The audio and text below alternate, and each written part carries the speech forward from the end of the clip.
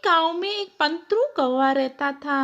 एक दिन वो दरख्त के नीचे बैठा कुछ सोच रहा था। सोचते ही फिर कहने लगा, मुझे तो अपने भोजन की तलाश में निकलना है और मुझे तो बहुत भूख भी लग रही है। ये सोचते ही वो वहां से उड़कर चला जाता है। भोजन की तलाश में वो आज बहुत दूर निकल जाता है, लेकिन उसे कहीं करीब से कोई भोजन नहीं मिलता। वो जाते हैं जाते रेगिस्तान के किसी इलाके में पहुंच जाता है और वहाँ बहुत गर्मी होती है और उसे बहुत प्यास लग रही होती है। पंतरू को एक छोटा सा पानी का तालाब नजर आता है और वो वहाँ ही बैठ जाता है और पानी पीने लगता है। जब वो पानी पी चुका होता है तो उसे कोई रोने की आवाजें आती हैं। वो एक तरफ जाकर क्या देखता है, चुड़ैल कौवे को देखकर कहने लगी, अरे कौवे मियाँ, मेरी यहाँ पे कारपट नदी में गिर गई, तुम निकाल के दे दो। कौवा कहता है, तुम मुझे क्या दोगी?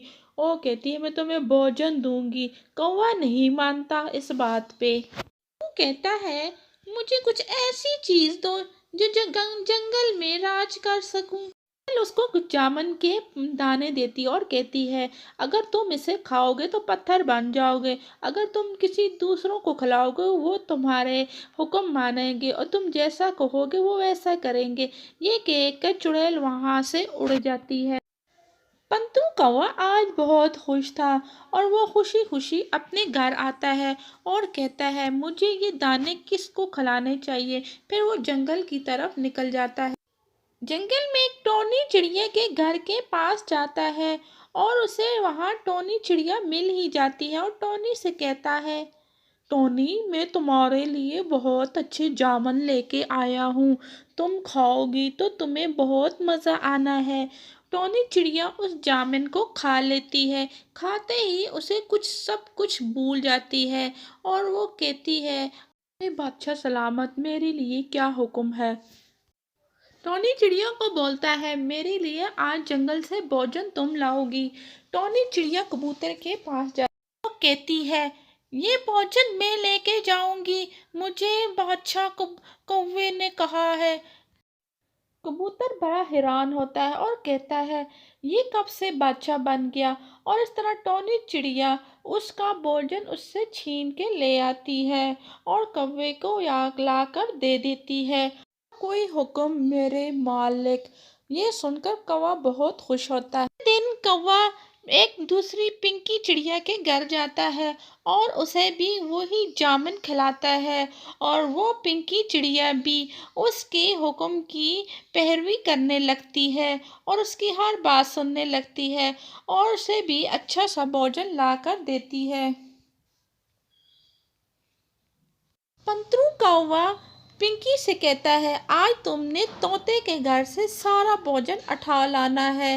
इस तरह पिंकी चिड़िया कौवे की बात सुनती है और तोते के घर पहुंच जाती है और उसका सारा भोजन उठा लेती है। सारी बात जाके सरदार को बताता है। सरदार कहता है, तुम्हें सुबह पंतरू के घर जाना है और उसकी सारी बातें सुननी है।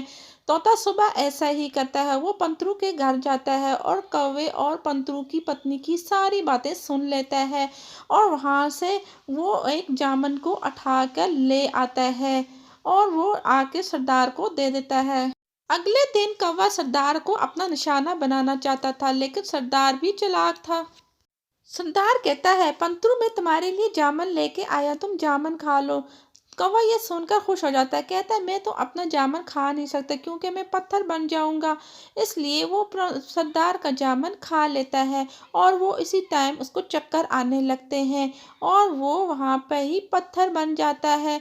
इस तरह कौवे को अपना किए का अंजाम मिल जाता है और जंगल से नए बादशाह से भी निजात मिल जाती है।